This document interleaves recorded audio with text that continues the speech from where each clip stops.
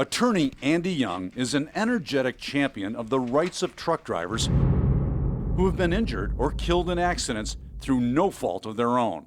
J.P. Menster was behind the wheel of a dump truck and following the rules of the road when Andy says this 18-wheeler pulled out in front of J.P.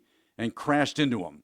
The two trucks became entangled, and it took firefighters nearly an hour to pull J.P. from the pile of twisted metal. Andy was an excellent attorney for us.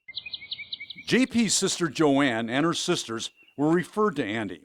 Joanne can't say enough good things about Andy, calling him a top-notch truck safety lawyer who holds unsafe truckers and trucking companies accountable. She says Andy gingerly walked her family through the gut-wrenching process of exactly what to do.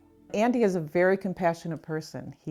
Through our entire process, he was always there and he was always ready to answer our questions.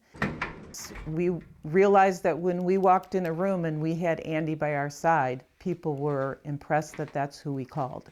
People knew who we hired. People realized that we were serious. I represent many truck drivers who were harmed in these crashes. Andy is on a mission to convince Congress to increase minimum insurance coverage for truck drivers and their families. His relentless pursuit to change the law comes at a time when in just a year, there were 5,000 fatalities and 159,000 injuries involving trucks. Andy owns and operates his own big rig. He has firsthand knowledge of the trucking industry, a fact that wasn't overlooked by Joanne and her family. He understands the trucking industry. He understands the ins and outs of a trucking company. And so that was a very positive for us. Andy has seen the minimum insurance limit for tractor trailers stuck in neutral for decades, despite increases in truck sizes, speed limits, and the skyrocketing cost of accidents which involve trucks. The insurance minimums for semi-trucks was set back in 1980. Those have not been increased for 41 years. That's right. The law set the insurance limit for tractor trailers in 1980 at $750,000 when Reagan was president. While everything else has gone up in price, including a stamp from 15 to 55 cents, minimum insurance for truckers and their families hasn't changed. The insurance minimums don't take care of these families, and that's the reality of it. Andy says $750,000 wouldn't even cover 20 years of an injured trucker's lost wages, let alone medical expenses and property damage. It's almost criminal.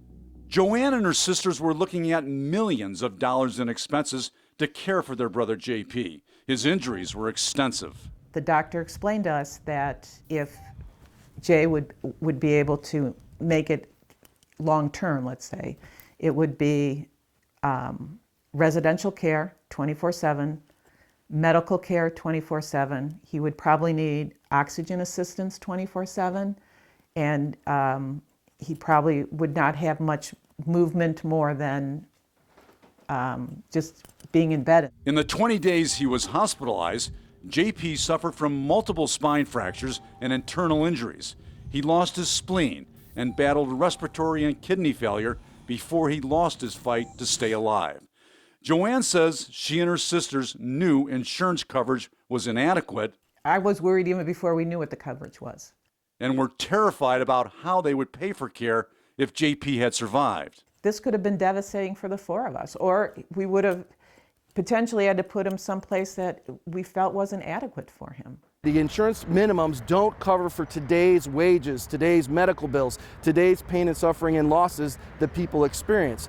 Andy says when the inadequate minimum coverage doesn't cover medical bills, and in many cases it doesn't, the financial burden falls on taxpayers. They're likely to pay millions more through Social Security, Medicare, and Medicaid. More often than not, we see insurance coverage that's at the 1980 levels or just a small tick above that and is grossly inadequate and does not cover for the families and their losses. The insurance minimum covers per crash, not per person. So in a 6-fatality collision, let's say, the payout is $125,000 for each victim, not nearly enough to cover losses. I mean, that wouldn't even cover the medical bills that we were responsible for. The powerful insurance lobby has blocked attempts to increase minimum insurance. And he says your voice is needed now more than ever. He's urging you to contact your lawmakers and end 4 decades of a system that has failed to protect truck drivers and their families. This is Tom Meyer for the law firm for Truck Safety.